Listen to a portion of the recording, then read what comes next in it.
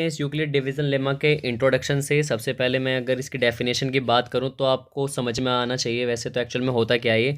A lemma is an proven statement use for proving another statement. So according to अगर Euclid division lemma के through अगर देखा जाए तो कोई भी दो पॉजिटिव इंटीजर हो सकते हैं। We take any two positive integers let a and b. अगर हम ये दोनों पॉजिटिव इंटीजर्स अगर ले लेते हैं तो there will would be a whole number, एक होल नंबर हो सकता है ये, ठीक है। उसमें जो क्यू और आर की जो वैल्यू होगी वो सेटिस्फाई इक्वेशन को किस तरीके से सेटिस्फाई कर सकती है वो मैं अभी आपको दिखा दे। जो सेटिस्फाई इक्वेशन होगी वो किस फॉर्मेट में होगी, a is equals to b q plus r, where a is equals to और greater than remainder is greater than आपका जो बी हो। किस तरीके से देख सकते हैं सबसे पहले मैं आपको बता देता हूँ। जैसे अगर हम किसी भी नंबर को डिवाइड करते हैं, लेट एग्जांपल मैंने एक फ्रैक्शन लिया 7/3। अगर हम इसको डिवाइड करते हैं तो सबसे पहले आपको क्या करना होता है, यहाँ पे 3 और यहाँ पे 7, ठीक है। जब आप इसको डिवाइड करोगे तो क्या आएगा, 3 टू 6 डिवाइडेड बाई, तो आपका जो नीचे जो रिमाइंडर बचता है सबसे पहले ये क्या हो जाएगा आपका, ये आपका हो जाएगा रिमाइंडर, ठीक है। First we take reminder.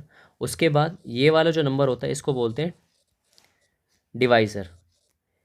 इसका जो आंसर होता है इसको बोलते हैं क्वोशिएंट।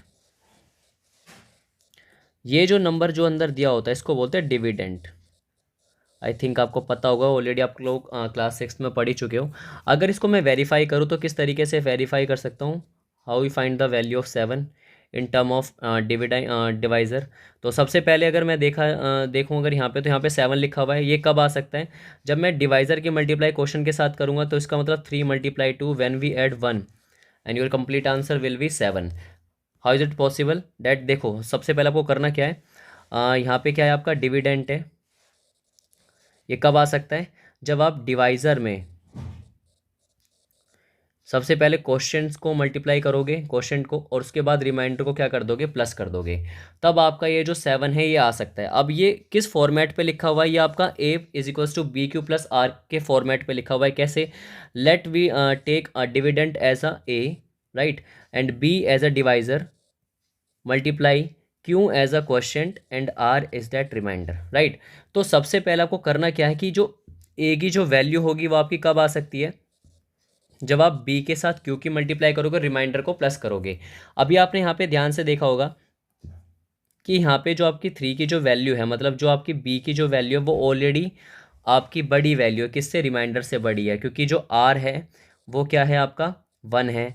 इसमें बी की जो वैल्यू है वो क्या है आपकी 3 है ऑलरेडी, जो आपको दिया हुआ है। तो इसका मतलब क्या है कि 0 से आपका रिमाइंडर बड़ा है, 0 से बड़ा क्या है रिमाइंडर, और रिमाइंडर से बड़ा क्या है आपका बी, और जो कि नंबर क्या है, डिवाइज़र है। तो डैट मीन्स अगर ये स्टेटमेंट अगर आप समझ पा रहे हो तो इसी तरीके से जो यूक्लिड डिवीजन लेमा है इसी तरीके से वर्क करता है।